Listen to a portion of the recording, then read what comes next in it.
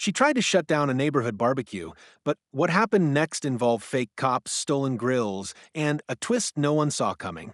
In most neighborhoods, summer weekends mean one thing: backyard barbecues. The sizzling of grills, the aroma of smoked meat, and the laughter of families gathered together form a seasonal rhythm that brings entire blocks to life. For one suburban neighborhood, this tradition was no different. Every Saturday, residents would wheel out their smokers, fire up charcoal pits, and fill the air with the scent of burgers, ribs, brisket, and sausages. Kids ran through sprinklers, music played softly from portable speakers, and lawn chairs lined driveways like pews at a summer celebration. But not everyone was enjoying the festivities. Among the rows of homes and friendly faces, there was one resident who saw these gatherings as something far less joyful. To her, the cookouts weren't community-building events. They were disturbances, environmental hazards, and outright violations of what she called common decency. Neighbors referred to her simply as Karen, a now familiar term used to describe someone who polices joy, questions everything, and escalates even the smallest annoyance into a major ordeal.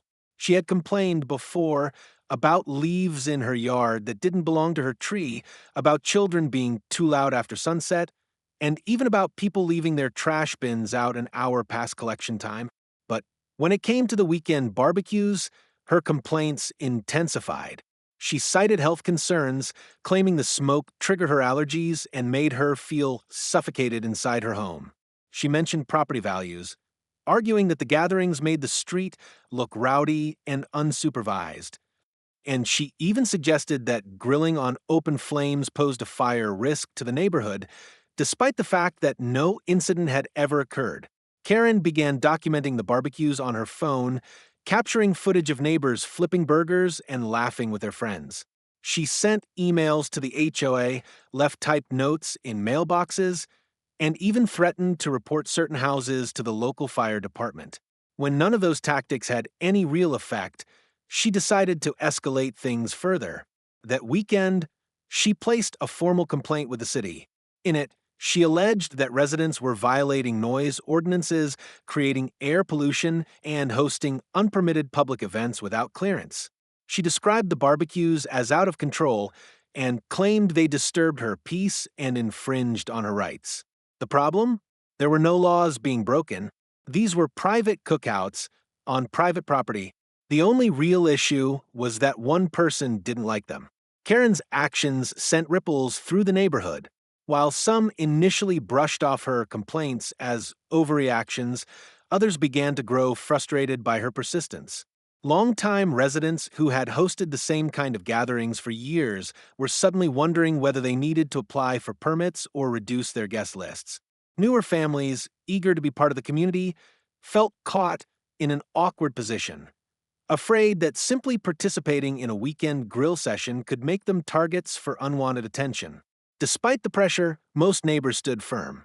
After all, no violations had been issued, and local authorities, when contacted, clarified that occasional backyard cookouts did not require permits or inspections unless they were selling food or operating as a business.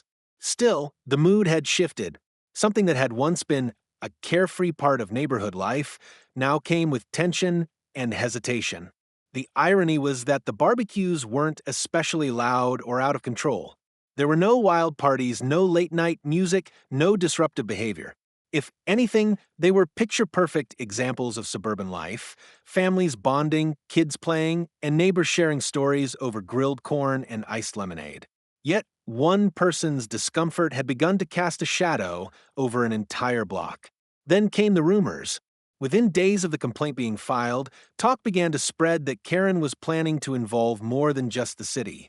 According to a few neighbors, she had mentioned bringing in outside help to shut down the barbecues once and for all. Whether it was just frustration talking or a real plan in motion, no one knew.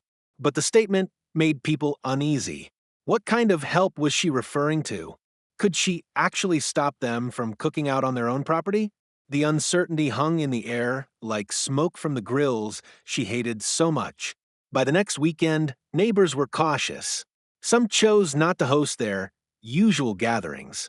Others scaled things back, unsure if more complaints or even official visits might follow. A few decided to continue as planned, unwilling to let one person's negativity rewrite the traditions of the community. What they didn't know is that things were about to take a bizarre and unexpected turn.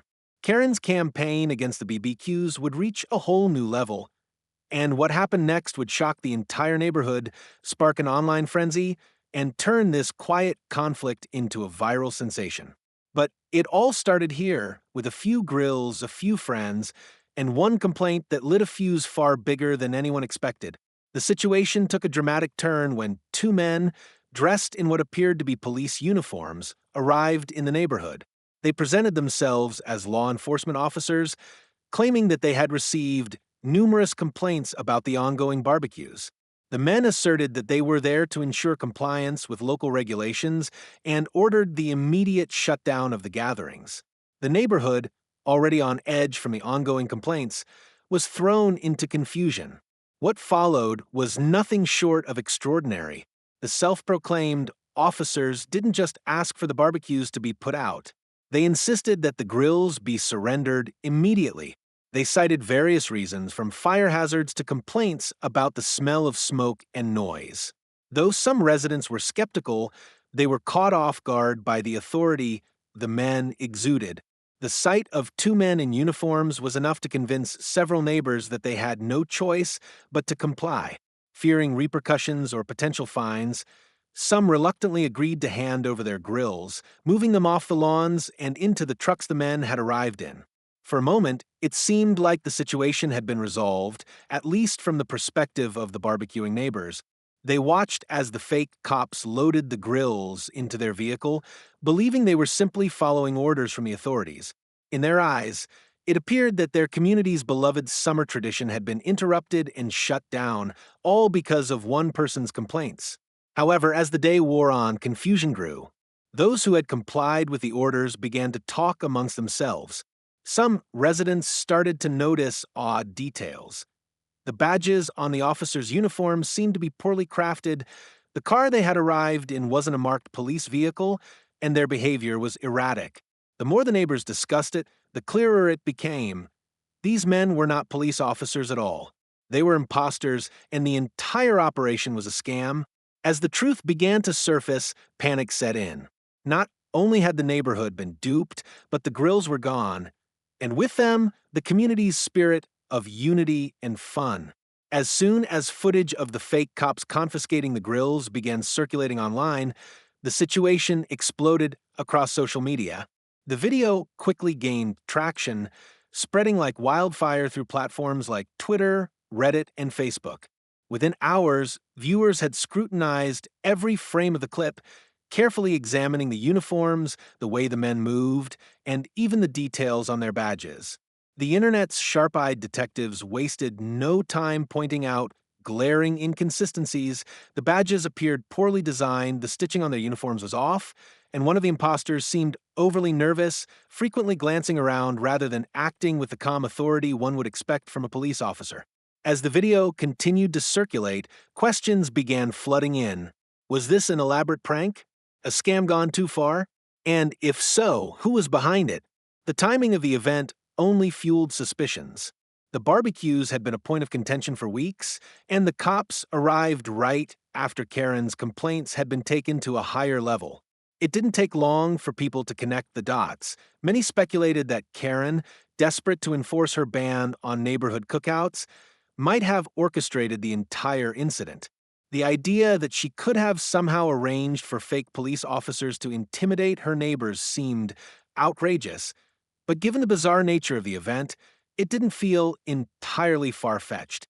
Local news outlets quickly picked up the story, adding their own analysis to the viral buzz. They interviewed experts on law enforcement uniforms and questioned local police departments about the validity of the officers' credentials. Within a day, one outlet revealed that the men weren't cops at all. They were imposters, but their motives remained unclear. Was this an isolated incident, or was someone trying to enforce the barbecue ban through deception? As speculation grew, the community was left wondering, Was this really just a strange coincidence, or was there something more sinister at play? While no direct evidence linked Karen to the scam, the combination of her persistent complaints and the sudden appearance of these fake officers raised eyebrows. The story, which had begun as a small neighborhood dispute, was now a full-blown mystery, one that no one could ignore. As the story of the fake cops and stolen grills gained momentum, the public's reaction was swift and fierce. The internet, already buzzing with speculation and outrage, turned its focus to the authorities. Local law enforcement, already under pressure from news outlets and social media users, had no choice but to launch an investigation. The viral nature of the story, paired with the clear evidence of fraud, pushed the case to the forefront.